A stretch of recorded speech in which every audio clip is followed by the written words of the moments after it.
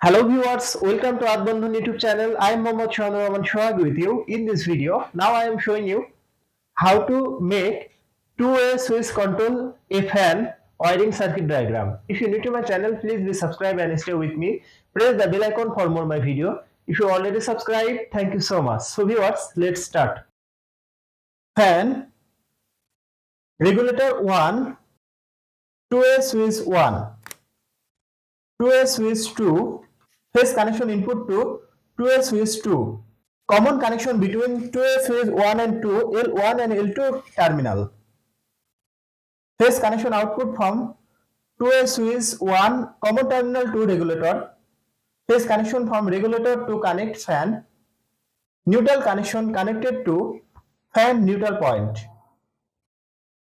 Now this circuit is ready for use. So viewers, that's my video. If you like my video, please like and share my video to your friend.